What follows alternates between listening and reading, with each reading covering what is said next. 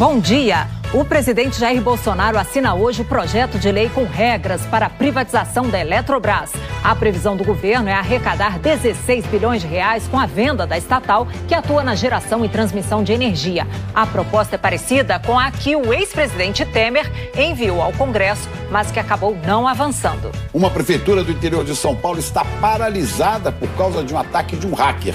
Nem os salários dos servidores puderam ser pagos. O presidente do IBAMA admite um prejuízo bilionário com as manchas no litoral do Nordeste. A Marinha afirma que não se sabe quanto óleo ainda está para chegar à costa brasileira. Policiais e bombeiros do Maranhão vão reforçar a segurança na reserva Araribóia. A medida foi tomada depois da morte de um líder indígena numa emboscada. O rompimento da barragem da Samarco, em Mariana, completa 4 anos. Até hoje, ninguém foi condenado. Nenhuma casa foi entregue aos atingidos e apenas metade da área foi reflorestada. Agora não plantar o que ele? Pode até plantar lá, mas quem sabe aí se não é contaminado. Hoje é terça-feira, dia 5 de novembro. Bom Dia Brasil está começando agora.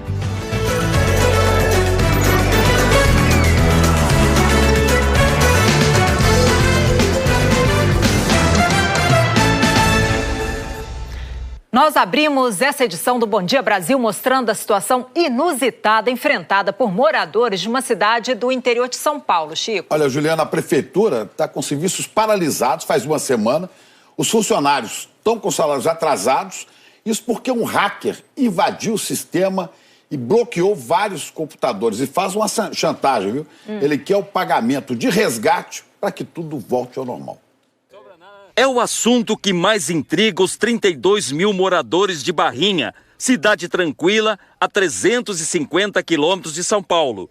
Na semana passada, um hacker entrou no sistema da prefeitura e bloqueou quase todos os computadores. Em troca, exigiu um resgate de cerca de 7 mil reais em bitcoins, a moeda virtual usada na internet. Depois da invasão, pelo menos 20 computadores de todas as secretarias do município não funcionam. Quando alguém tenta acessar, aparece na tela este aviso, indicando que o servidor não existe. Com os computadores criptografados pelo hacker, a prefeitura está parada e os funcionários passam o dia sem ter o que fazer. Pior ainda, os salários dos 1.500 servidores estão atrasados há quase uma semana. Enquanto isso, uma empresa de São Paulo tenta destravar os computadores e reconfigurar o sistema. Devia ter um plano antes, né, para anti-hack, para não criar situação de incômodo para os trabalhadores, né? Na mensagem, o hacker orienta como e onde a prefeitura pode comprar bitcoins. O caso foi denunciado à Polícia Federal porque a suspeita é de que a invasão tenha vindo de fora do Brasil. A Polícia Civil, que também investiga o caso, orientou a prefeitura a não pagar nenhum resgate. Foi registrado o boletim de ocorrência como extorsão e nós vamos tentar trilhar o caminho contrário feito pelos criminosos. Que loucura, sequestrador digital. A prefeitura informou que pretende pagar os salários dos professores até quarta-feira. Os outros servidores vão precisar esperar a liberação dos computadores. Já pensou se a moda pega? E a população de uma outra cidade brasileira acordou com a notícia da prisão de mais da metade dos seus vereadores durante a madrugada. Foi em Santa Rita, que fica na região metropolitana de João Pessoa. Os presos são suspeitos de terem usado dinheiro público numa viagem de lazer. A polícia e o Ministério Público abordaram os vereadores ainda na estrada quando voltavam dessa viagem. Quem traz os detalhes para a gente é o Ítalo de Lucena. Bom dia, Ítalo. Oi, Chico, Juliana, bom dia a vocês, bom dia a todo mundo. Os 11 vereadores e o contador da Câmara do município de Santa Rita foram detidos antes de chegar em casa, ainda estavam na BR-101, foram trazidos aqui para a Central de Polícia de João Pessoa e autuados em flagrante por peculato, que é o desvio de dinheiro público. Os 11 passaram 4 dias em Gramado, no Rio Grande do Sul, com a justificativa de que fariam um curso de capacitação, mas a suspeita dos investigadores é que, na verdade, eles tenham feito um passeio com a verba pública. Segundo a programação, eles saíram daqui do Nordeste e foram até o sul do país para assistir a uma única palestra. Esses 4 dias de viagem custaram aos cofres do município R$69 mil somente com diárias. Ainda segundo a investigação, os vereadores já participaram nesse ano de outras viagens parecidas para Pernambuco, Rio Grande do Norte e Paraná. Durante o momento em que a operação acontecia, nossa equipe conversou com o presidente da Câmara de Vereadores, que também está entre os detidos. Ele disse que o evento aconteceu, que os parlamentares foram até a palestra e que tudo será esclarecido. Chico, Juliana, volto com vocês. Obrigada, Ítalo. E um grupo de garimpeiros bloqueou ontem um trecho da BR-174 que liga Roraima ao Amazonas. Os manifestantes fecharam a estrada na zona rural de Boa Vista para pedir a legalização do garimpo no estado. Um carro com 2 mulheres e uma criança de 6 anos tentou furar o bloqueio e foi atacado a pauladas. O veículo teve os vidros quebrados e os estilhaços atingiram os braços das mulheres, uma delas idosa. A rodovia foi liberada ontem à noite, ninguém foi preso. E o reforço de bombeiros e policiais chega hoje à reserva Araribóia, que fica no Maranhão. Eles vão se juntar à força-tarefa criada pelo governo do estado depois do assassinato de um líder indígena na sexta-feira. Vamos ao São Luís falar com Alex Barbosa, porque a FUNAI pede também apoio da Força Nacional nesse caso, né? Bom dia, Alex. Bom dia, Chico. Bom dia a todos. Olha, o pedido da FUNAI é para deslocar homens da Força Nacional de Segurança que já estão no estado vizinho do Pará e que vieram para essa região aqui para trabalhar no combate aos incêndios florestais na Amazônia.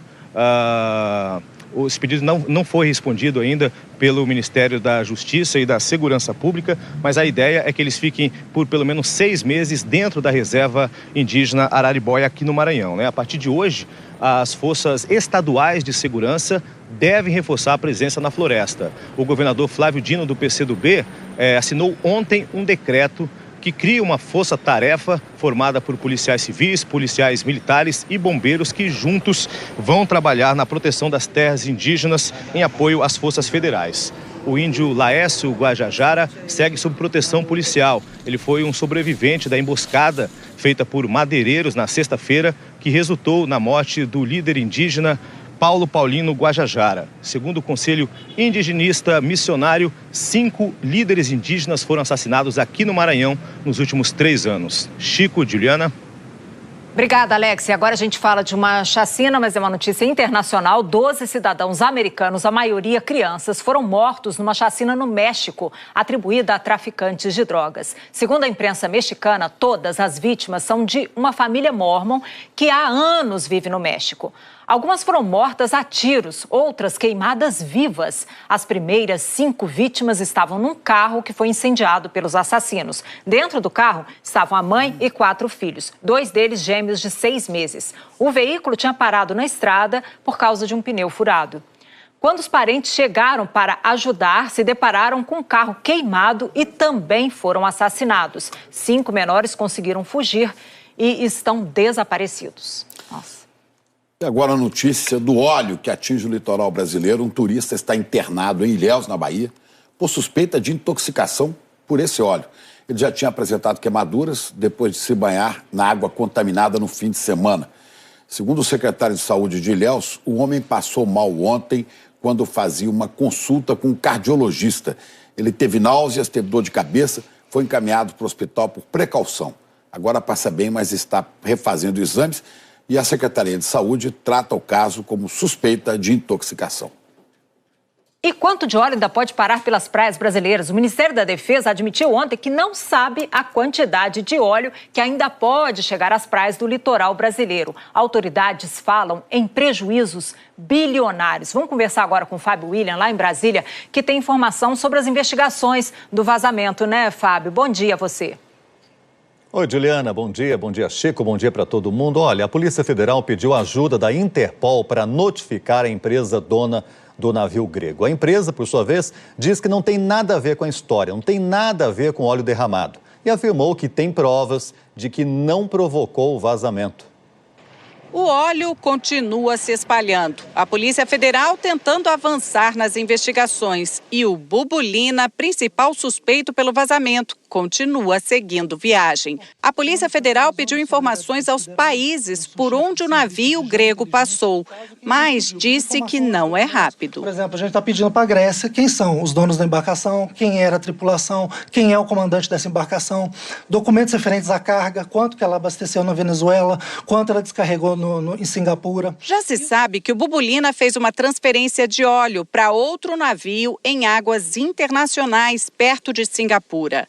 Em nota, Delta Tankers falou que tem todas as informações e documentos para provar que o Bubulina não está envolvido no vazamento. Disse também que a suspeita é ruim para a reputação e os negócios da empresa que opera globalmente e que, por isso, está discutindo com advogados como deve se dirigir às autoridades brasileiras. A empresa disse que ainda não foi notificada pelo governo. A Polícia Federal afirmou que encaminhou a notificação à Interpol, a Polícia Internacional. A polícia espera receber as provas que a empresa alega ter. E mais de 2 meses depois da primeira mancha, o governo não sabe dizer a quantidade de óleo que ainda pode atingir o Brasil. É uma situação inédita. Isso aí, esse desastre nunca aconteceu no Brasil aqui, né? Até no mundo. Nós não sabemos a quantidade derramada, dos que está por vir ainda. As equipes de limpeza já retiraram mais de 4.000 toneladas de óleo do litoral nordestino. As manchas já apareceram em 314 locais, entre praias e mangues de 110 cidades do Nordeste e se aproximam do Espírito Santo.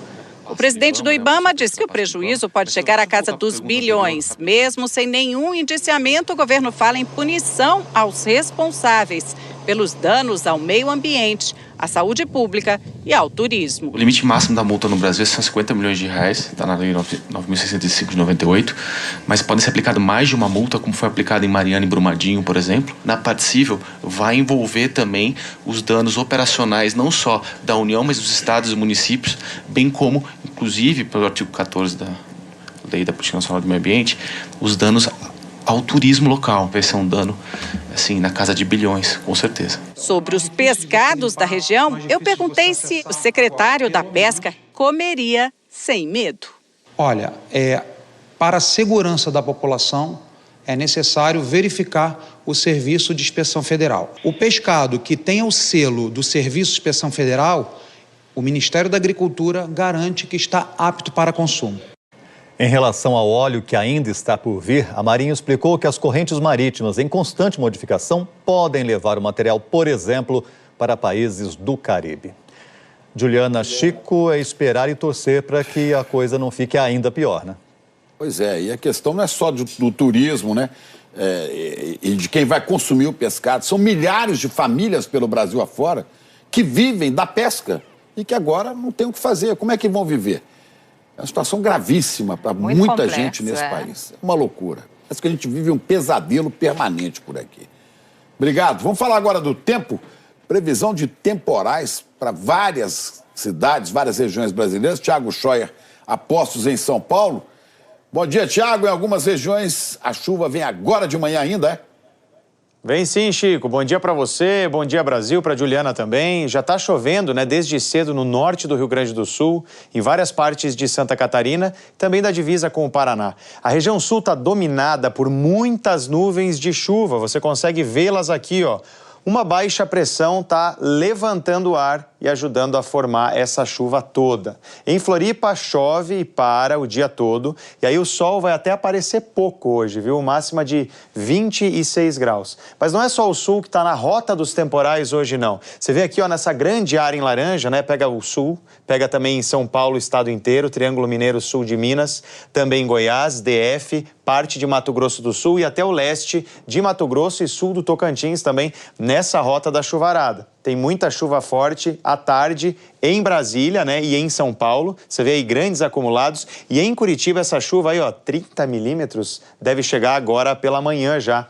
Em Mato Grosso e no norte do Brasil, aí sim, pancadas de chuva mais isoladas, aquelas que caem num bairro e não caem no outro, caem numa cidade e não caem na outra. Agora veja aqui, ó, o amarelo tá grande no nosso mapa, pega aqui, ó, do nordeste do Pará, passa pelo Maranhão, Rio Grande do Norte, vai até também o Espírito Santo, norte do Rio de Janeiro e boa parte do centro-norte de Minas Gerais. Você lembra que o amarelo, então, é o tempo mais firme, né? O sol brilhando o dia inteirinho. Hoje, calor, 38 graus lá em Teresina, 34 em Belém, 32 em Manaus, 38 também em Cuiabá, em Vitória e no Rio de Janeiro, um festival de 38 graus, calorão mesmo para essa tarde, viu, Juliana e Chico, de novo.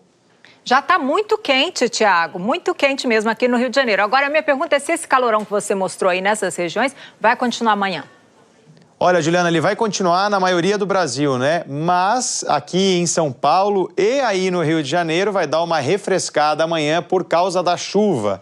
Então amanhã vai ter mais chuva em São Paulo, no Paraná também, você vê aqui os acumulados, né? E no Rio de Janeiro, e aí as temperaturas já caem bem. Mas veja que essa chuva, ela também se espalha pelo centro-oeste do país. Uma frente fria no oceano vai ajudar a reforçar essas instabilidades em todos esses lugares, levando chuva então para outros estados amanhã e intensificando um pouco a chuva de hoje já, onde ela vai passar aí, viu? Juliana e Chico, amanhã a gente se fala. Valeu, Tiago. Obrigada, viu? Agora o momento susto no Bom Dia Brasil. Uma jiboia apareceu no campus da Universidade Federal do Rio de Janeiro. Veja só, a jiboia foi encontrada ontem à tarde na Ilha do Fundão por funcionários da limpeza. O animal estava encostado numa vidraça, a brigada de bombeiros da UFRJ foi chamada e o resgate chamou a atenção dos professores e dos alunos. A gente perguntou para a UFRJ para onde o animal foi levado, mas ainda não obtivemos resposta. Olha o tamanhão. Pois é, susto, né? Agora, susto mesmo é esse aqui. Olha que coisa. Na Califórnia, um homem escapou por um triz de ser atropelado por um trem do metrô. Foi na estação da cidade de Oakland. As câmeras de vigilância mostram um homem caindo nos trilhos. E ele é retirado de lá por um funcionário do trem um segundo antes do metrô passar. Testemunhas dizem que esse homem tinha sinais de embriaguez. Ele tinha acabado de sair de um jogo de futebol americano e antes de ser levado para o hospital para avaliação, ele ganhou um abraço do funcionário que o salvou. John O'Connell estava sendo considerado um herói pelos colegas, mas disse que estava apenas no lugar certo, na hora certa e que não fez mais do que a obrigação. Que coisa! Ainda bem que o final foi feliz, viu? Agora vamos voltar a Brasília, porque o presidente Bolsonaro assina hoje o projeto de lei que cria regras para a privatização da Eletrobras. O ex-presidente Michel Temer chegou a encaminhar ao Congresso uma proposta de privatização da empresa, mas não avançou. Quem tem as informações é o Fabiano Andrade. Bom dia, Fabiano. Bom dia para você, Juliana, Chico, um bom dia a todos. O governo prevê arrecadar 16 bilhões e 200 milhões de reais com a privatização da Eletrobras. A empresa enviou um comunicado aos acionistas dizendo que esse projeto de lei vai seguir todo o trâmite no Legislativo até a sua promulgação. Isso porque o Supremo Tribunal Federal determinou que o governo só pode privatizar empresas com o aval do Congresso. Pelo projeto, as hidrelétricas que hoje recebem valores pré-fixados da Eletrobras vão receber valores de mercado, o que, segundo o governo, deve aumentar a arrecadação. Essa não é a primeira tentativa de privatizar a Eletrobras. No ano passado, o ex-presidente Michel Temer enviou um projeto de lei semelhante ao Congresso, mas a proposta enfrentou muitas resistências e não andou. Pelo projeto, o governo deve diminuir a sua participação acionária de 60% para menos de 50%. Esse projeto de lei deve ser assinado hoje, no fim do dia, aqui no Palácio do Planalto, em uma cerimônia comemorativa aos 300 dias de governo. Juliana e Chico. Obrigado, Fabiano. E o governo anuncia essa semana uma série de medidas para controlar os gastos públicos e estimular a economia. Para entender como é que isso mexe com a vida dos brasileiros, a gente chamou a Miriam Leitão, que está aqui para explicar tudo. Bom dia, Miriam. Bom dia, Chico. Bom dia, Juliana. Opa, bom dia. É muita coisa, muito detalhe, muito projeto. Vamos ver, as isenções tributárias que o governo quer fazer, quem é que vai ser atingido por isso?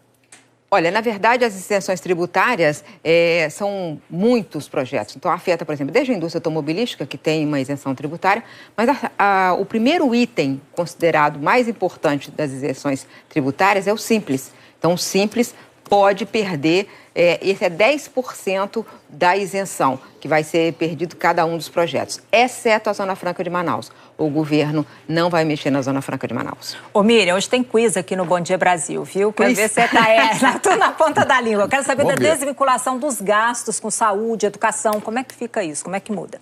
Pois é, o governo queria fazer a desvinculação geral, mas o caminho está indo para uma coisa menor, que é juntar a obrigação constitucional do gasto, tanto nos estados, municípios e União, com saúde, com educação, num item só, numa rubrica só, mas permitir o que hoje já acontece em alguns estados por determinação judicial, que é colocar lá as despesas com inativos. Isso reduz, na prática, o gasto com saúde e educação.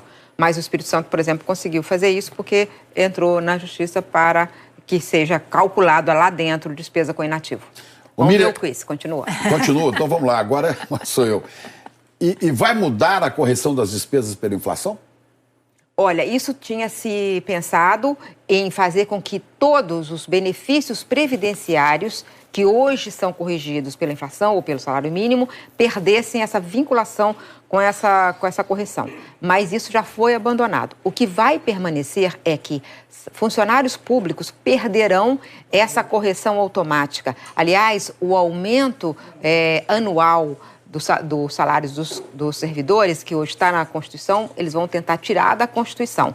O Supremo, ele tinha estabelecido que não pode ter redução de jornada com redução de salário, mas eles querem mudar isso exatamente com essa PEC. Pois é, mas uma medida que tem sido considerada muito importante, muito difícil, é a reforma tributária, né, Miri? Tem tantas propostas. Será que sai agora essa reforma tributária? Olha, a reforma tributária que o governo está propondo é nada, porque ele quer juntar PIS e COFINS. Isso é muito pouco. Esse fim de semana, por exemplo, estive em contato com empresários do setor varejista. Eles disseram que se não incluir ICMS, não tem importância, não tem impacto positivo para eles. E os projetos que estão tramitando de iniciativa do Legislativo incluem ICMS e ISS. Mas o que o governo quer colocar é apenas os seus impostos. Falou de 3 e agora está se falando apenas de 2, de PIS e COFINS. Se for só isso, então não faz diferença, não é uma reforma tributária. Não resolve, né? O Miri, tem outra medida que estimula as empresas a contratar jovens? Tem essa medida que eles estão estudando, é importante, porque pega exatamente o grupo que é mais vulnerável hoje ao desemprego, que é o grupo de jovens, né? De 18 a 29 anos. Teria uma medida de estímulo que reduziria o gasto tributário, das empresas. Eles pagariam, não pagariam previdência, pagariam menos vários itens dos encargos para empregar esses jovens. Hoje, o desemprego de jovens é 25%. Nessa faixa. Então é importante. Mas esse programa é muito parecido com um programa que já foi feito no governo do PT, chamado Primeiro Emprego. Tá certo. Muito bem, Miriam. Obrigada. Afiada. Ainda tem mais coisas. A gente vai falar nos outros dias. Tá certo, bom, combinado. Vamos seguir. Teremos surpresas para você. Várias perguntas. Falou, Miriam. E sabe aquelas letras miúdas que o consumidor não consegue ler nos rótulos dos produtos? Ingredientes que ninguém sabe o que são. A Vigilância Sanitária está discutindo mudanças nas embalagens. Vamos conversar agora com o Rodrigo Bocardi, porque nós, consumidores, né, Rodrigo, podemos também dar opinião em relação aí às embalagens, mas o prazo termina essa semana, né? Bom dia a você. Isso mesmo, bom dia a todos vocês, viu? Bom dia. Termina sim na quinta-feira e a ideia é padronizar as informações e deixar bem visível na frente do produto informações importantes. É um pedido antigo dos consumidores, aliás, a gente vai ver na reportagem da Janaína Lepre. É rótulo de alimento, mas parece qualquer outra coisa. Realmente parece bula de remédio, né? É um pouco difícil para a gente entender, né? O que eu acho complicado para mim é... As letrinhas são muito pequenas também, né? Eu tenho uma dificuldade danada para ler. Já faz 5 anos que a Anvisa, Agência Nacional de Vigilância Sanitária, vem discutindo com representantes da indústria e dos consumidores um jeito de acabar com essa falta de clareza. A proposta agora é a seguinte: colocar na parte da frente do produto o desenho de uma lupa e advertências sobre alto teor de açúcar adicionado, gordura saturada e sódio. Os valores seriam calculados por 100 gramas ou 100 ml do alimento, para facilitar comparações, e não mais por porção de consumo. A ideia também é padronizar a tabela nutricional na parte de trás da embalagem. Fundo branco, letras em preto. O modelo final ainda não foi escolhido e o consumidor, que é o principal interessado na mudança, pode opinar. Até agora, a Anvisa já recebeu mais de 2.000 contribuições. As contribuições são todas estudadas, nós revisamos o texto para ver se algum ajuste pode ser feito ou deve ser feito, baseado na participação da sociedade, e é para isso que a consulta pública serve. O Instituto de Defesa do Consumidor, por exemplo, sugere um outro modelo para frente da embalagem. Triângulos de alerta, um para cada ingrediente presente em grande quantidade. Esse tipo de simbologia faz com que o consumidor, de forma muito rápida, consiga identificar quais são os riscos. Então, quanto menor o tempo dedicado para escolher o alimento mais saudável, mais fácil é para o consumidor escolher e conseguir ter hábitos mais saudáveis, prevenir doenças crônicas, que é o nosso objetivo final dessa medida. A indústria de alimentos não aprova nenhum dos dois e defende um terceiro modelo, com semáforos. Verde para baixo teor do ingrediente, amarelo, médio e vermelho, alto. E o rótulo deve especificar a quantidade de cada um por porção real de consumo, não por 100 gramas. A gente defende um modelo que dê ao consumidor principalmente autonomia com consciência, para ele tomar a melhor decisão, baseada no estilo de vida dele e da família dele. Olha, após a análise do resultado da consulta pública, a Anvisa ainda pode promover debates com entidades interessadas neste assunto, viu, Chico e Juliana? Importante para todo mundo. Tem que resolver, né? Obrigado, Rodrigo. Até já. E você vai ver daqui a pouco uma operação no Rio e no Paraná prende suspeitos de roubar combustível de dutos da Transpetro. E uma reportagem especial mostra que 4 anos depois do rompimento da barragem Mariana, pouco mudou para as vítimas dessa tragédia. Hoje os moradores protestaram. Os detalhes já já. Agora são 8h26 pelo horário de Brasília. O rompimento da barragem da Samarco em Mariana, em Minas Gerais, completa hoje 4 anos. O desastre ambiental, essa tragédia, considerada uma das maiores da história do Brasil, matou 19 pessoas e despejou no Rio Doce quase 40 milhões de metros cúbicos de lama. Vamos falar em Belo Horizonte com a Juliana Perdigão. Mesmo depois desse tempo todo, ninguém foi condenado por essa tragédia, né, Juliana? Bom dia. Pois é, Chico, bom dia para você, bom dia, Juliana, bom dia a todos. Não houve condenação até agora e quem perdeu a casa no desastre ainda espera por uma nova até hoje. Os atingidos fazem um protesto agora de manhã na cidade de Barra Longa, um dos municípios onde a lama chegou. Quem está lá é o repórter Ricardo Soares, que tem as informações. Ricardo, bom dia para você. Oi, Juliana, bom dia para todo mundo. O protesto é organizado pelo movimento dos atingidos por barragens e cobra a entrega das casas. O próprio movimento começou a construção de uma e prevê que ela seja entregue em 4 meses. Os manifestantes saíram de Mariana, estão a caminho aqui de Barra Longa. Eles também pedem justiça pela morte da vereadora Marielle Franco, do Rio de Janeiro. A lama da Samarco varreu o distrito de Bento Rodrigues, em Mariana, e atingiu ainda os distritos de Paracatu de Baixo, também em Mariana, e de Gesteira, aqui em Barra Longa. 385 famílias ficaram desabrigadas. Hoje elas vivem em casas alugadas pela Fundação Renova, criada para reparar os danos da tragédia, ou em casas de parentes, recebendo então um auxílio financeiro da Fundação. A previsão é que as obras, que começaram há pouco mais de 3 meses, fiquem prontas até agosto do ano que vem. E a recuperação ambiental também está demorando. Até agora, das áreas mais atingidas, só metade foi reflorestada, como a gente vai acompanhar na reportagem da Fabiana Almeida. Dos 1.500 hectares atingidos pela lama da Samarco, apenas 800 foram replantados. Apesar da demora, o verde floresce e os peixes surgem nas águas deste rio. Mas para Seu Vicente, nada é como antes. Ali nós plantava milho, plantava arroz, tudo ali naquela parte ali. Agora não plantar o que ali? Entendeu? Pode até plantar lá, mas quem sabe aí se não é contaminado ou nada, porque até hoje eles não divulgaram nada disso para nós aí. A Fundação Renova foi criada para reparar os impactos ambientais provocados pelo rompimento da barragem de rejeitos da mineradora Samarco, em Mariana, no dia 5 de novembro de 2015. A enxurrada de 39 milhões de metros cúbicos de lama destruiu distritos, atingiu mais de 40 cidades de Minas e do Espírito Santo e chegou ao mar pelo Rio Doce. 19 pessoas morreram. A lama provocou a morte de 11 toneladas de peixes, segundo a Secretaria Estadual de Meio Ambiente. A Renova afirma que a água é monitorada. As pedras nas margens do rio são para evitar que a lama que não foi retirada escorra pela calha no período chuvoso e volte ao leito do rio. Ao longo da bacia, há 99 pontos de controle da qualidade. Também é feita a avaliação do solo para o plantio. O rejeito tem uma característica muito similar ao solo da região. Então ele não é um material perigoso, não é um material contaminado. Essa nossa vegetação, revegetação que ocorre aqui, é porque a gente tem a certeza de que é seguro plantar sobre o rejeito. Seu Vicente tem acompanhado de perto a recuperação. Gostou da área que foi reservada para preservação permanente. Mas para ele, o reflorestamento tem sido lento demais. Já plantaram uma vez, só sobrou essas aí, ó. Não é? Então não tem nem como recuperar desse jeito aí.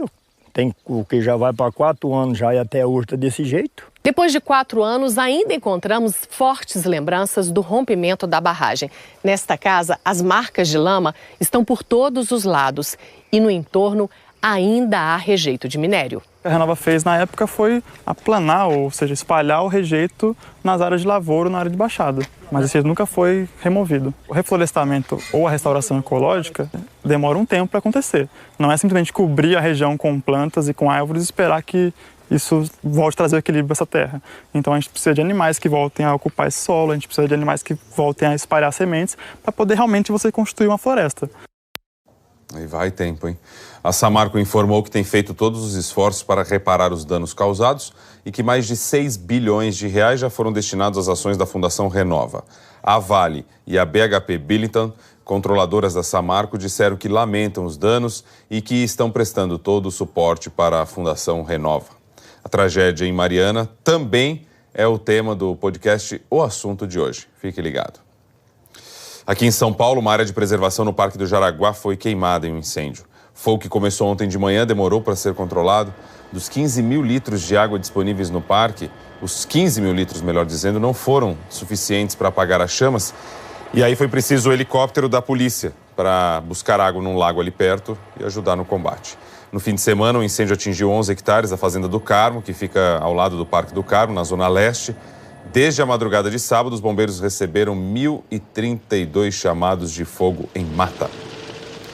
E aí, vem chuva, Thiago Scheuer? Então, Rodrigo, meteorologia nos mostra que sim, ela deve vir forte aqui para São Paulo, estado todo aí na rota da chuva hoje, capital, Grande São Paulo também. Então, atenção, vamos dar uma olhadinha nas imagens ao vivo aqui. Vendo a escuridão lá no horizonte. Tá bem escuro, né? Mas os meteorologistas dizem que deve abrir ainda, Rodrigo, aí a temperatura sobe. Isso aí são imagens ao vivo. A gente tem um pouco de vento também na zona sul aqui da capital.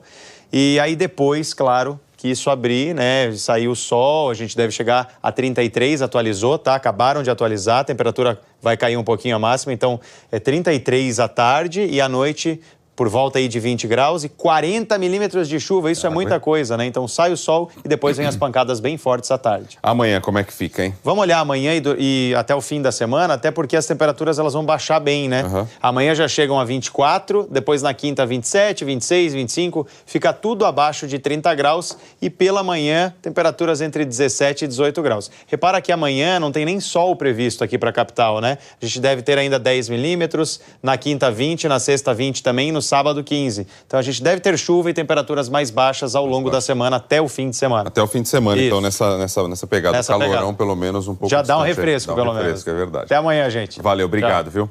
Vamos pro intervalo, daqui a pouco a gente vai falar de uma operação contra furto de combustíveis e também mais notícias de São Paulo. Agora 8 horas e 35 minutos, estrada do Emboimirim, teve trânsito até que tranquilo nessa hora. A gente volta já já. Estamos de volta. A Polícia Civil e o Ministério Público estão fazendo uma operação contra o furto de combustível em dutos da Transpetro, no estado do Rio de Janeiro. A gente conversa agora ao vivo com a repórter Laila Alac. Bom dia, Laila. Quantas pessoas já foram presas?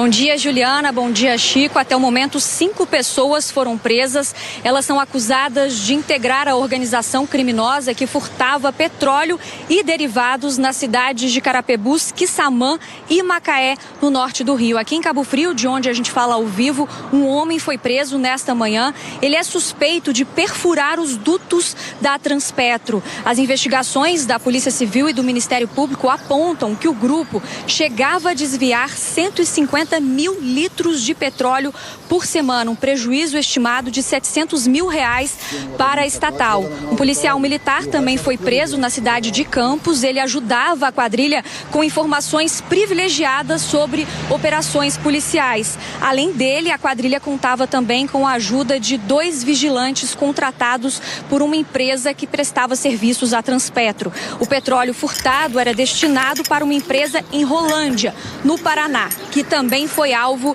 de busca e apreensão nesta terça-feira. Laila Lac para o Bom Dia Brasil. E agora nós vamos voltar a Brasília, porque líderes da oposição pediram ao Ministério Público do Rio de Janeiro uma nova perícia no sistema de gravação da portaria do condomínio onde o presidente Jair Bolsonaro tem uma casa no Rio de Janeiro. O Fábio William tem informações para a gente. Fábio. Ô Chico, o senador Randolfo Rodrigues da Rede e o deputado Alessandro Molon do PSB afirmaram que é preciso resguardar o sistema de gravação para afastar qualquer suspeita de manipulação de provas.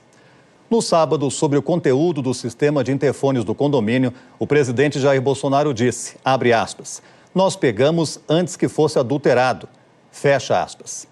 Na quarta-feira, o Ministério Público tinha anunciado que uma perícia realizada naquele mesmo dia desmentia o porteiro, que afirmou em depoimento que um dos suspeitos do assassinato de Marielle Franco entrou no condomínio alegando que iria para a casa 58, a do presidente. O áudio mostra que o porteiro interfonou para a casa 65, de Rony Lessa, que é outro suspeito do crime. O Jornal Nacional mostrou também que o presidente Bolsonaro estava em Brasília em atividades na Câmara. O partido Rede também entrou no Conselho de Ética da Câmara com pedido de cassação do mandato do deputado Eduardo Bolsonaro, líder do PSL. De acordo com a Rede, o deputado quebrou o decoro parlamentar ao dizer que se a esquerda radicalizar, a resposta do governo pode ser um novo AI-5, um dos principais atos de repressão da ditadura.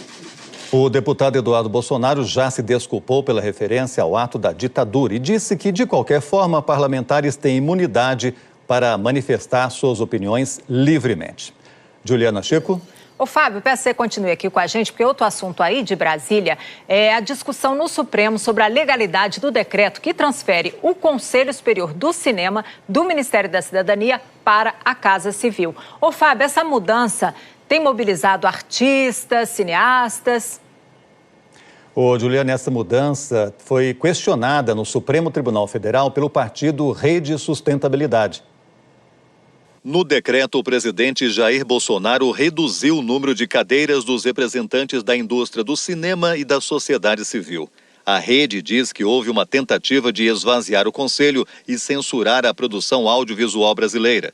A relatora da ação no Supremo, a ministra Carmen Lúcia, abriu a audiência pública destacando que a Corte não vai debater a censura, porque, segundo ela, censura não se discute, se combate. O secretário do Audiovisual do governo negou que tenha ocorrido o cerceamento da liberdade de expressão. Em nenhum dos mecanismos há cerceamento de qualquer tipo à liberdade de expressão. Mas no direto há sim uma diretriz a se seguir, a depender das linhas submetidas ao crivo do Comitê Gestor do Fundo Setorial. Depois dele falaram profissionais do audiovisual, produtores, artistas, roteiristas e diretores. A atriz Dira Paz afirmou que a classe artística é plural e que os artistas estão sendo criminalizados. Não vamos nos acovardar, nós temos uma lei de uma mãe da cultura brasileira que foi atacada diretamente no coração e isso atingiu a todos na jugular. Nós estamos bravos. Nós estamos tristes, mas isso não nos paralisa. O cantor Caetano Veloso lembrou de momentos em que foi censurado durante a ditadura militar. e disse que a expressão artística não pode ser castrada. Essa potência não pode ser castrada do Brasil. A expressão artística de roteiristas, autores, escritores, poetas, cantores, atores, atrizes, desenhistas, isso é um negócio brutal. Ainda não há previsão de quando vai ocorrer o julgamento do caso. A gente vai para o intervalo. Já já voltaremos para mostrar que os protestos no Chile podem atrapalhar a final da Libertadores. Na Bolívia, tem greve por tempo indeterminado nos serviços públicos.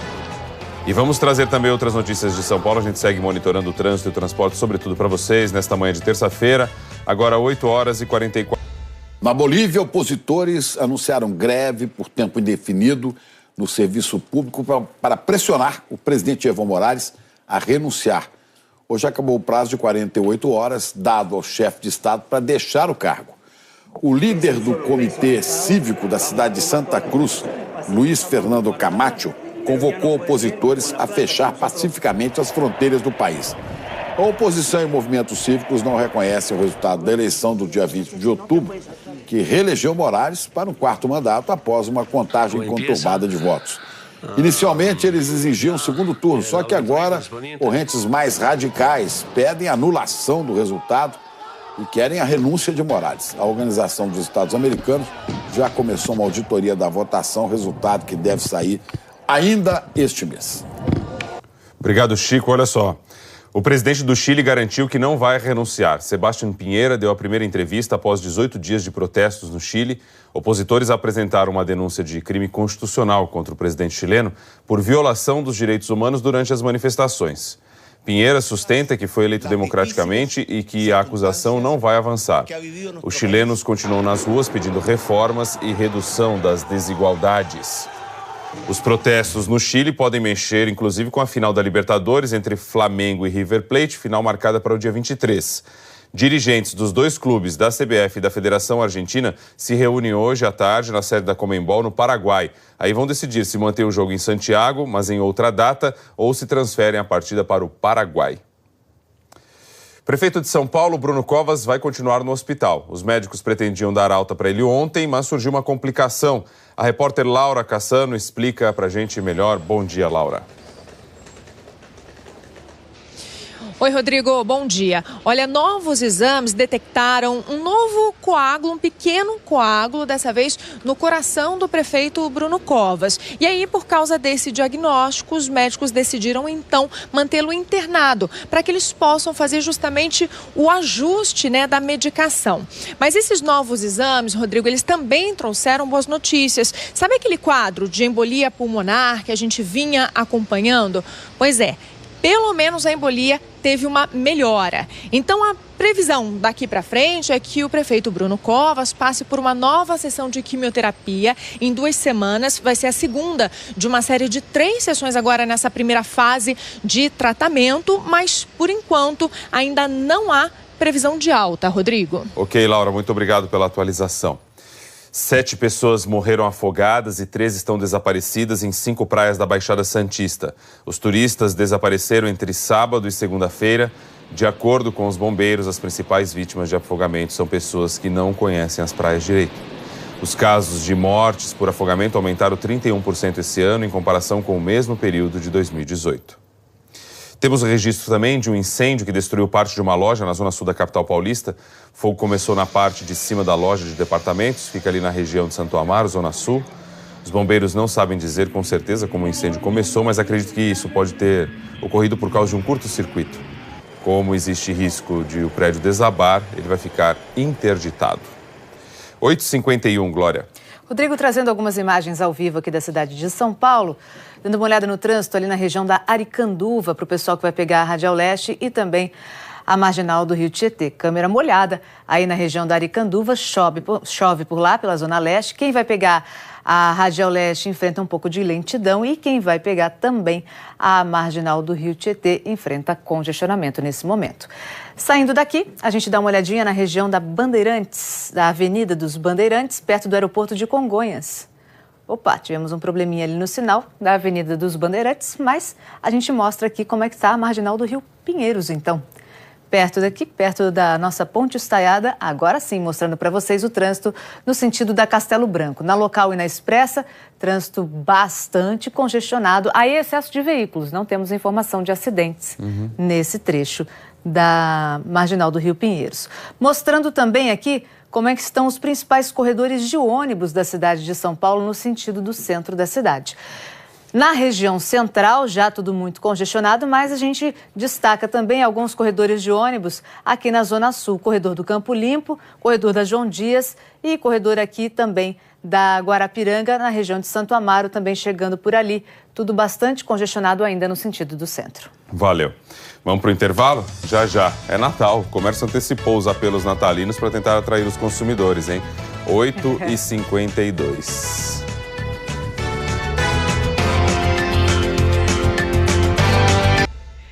Estamos de volta. Você já reparou, Chico, que muitos supermercados por aí, shoppings de grandes cidades, já até anteciparam a decoração de Natal, tem árvore de Natal. É. Começar a vender logo, né?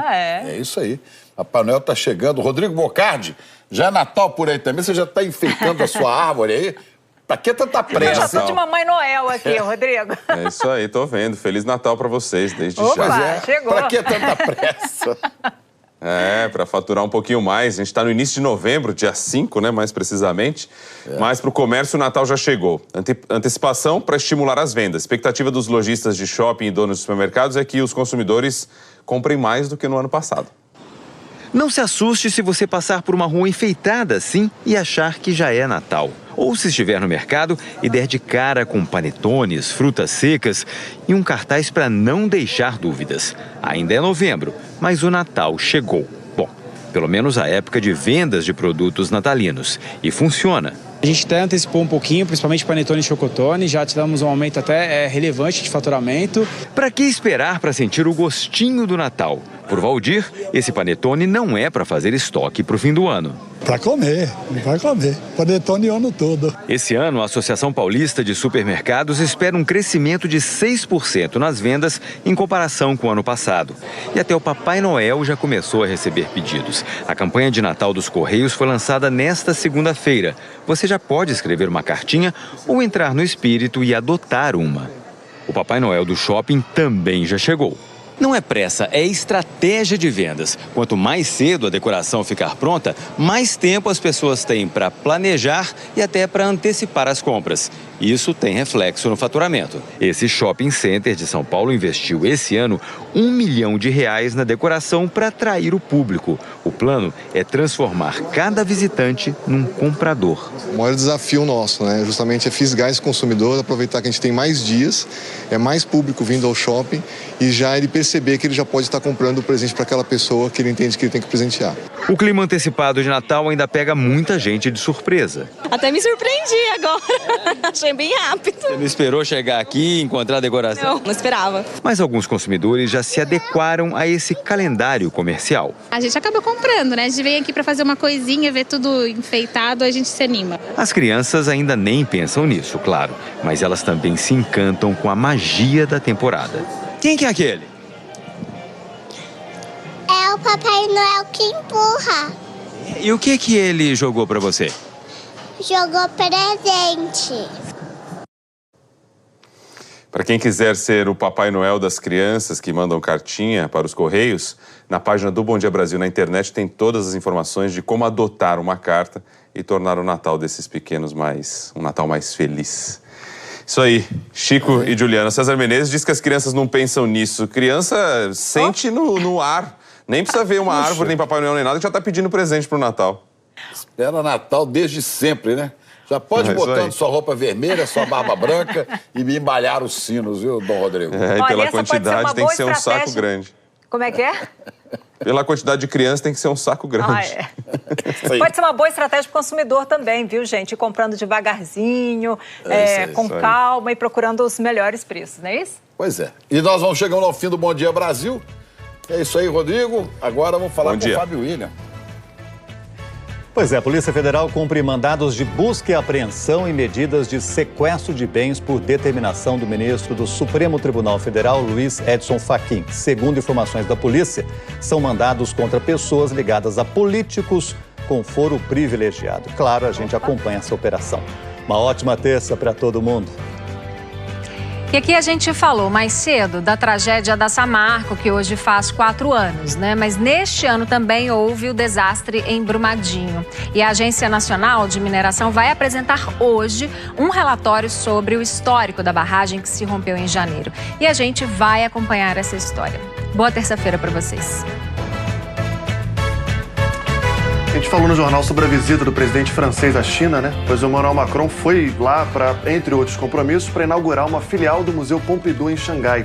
O original fica em Paris, é um grande centro de arte moderna e contemporânea, que virou referência e agora ganha esse novo espaço na China.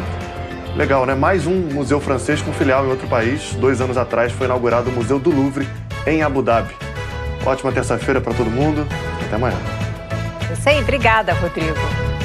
Uma ótima terça-feira para você, um ótimo dia, aproveite seu dia.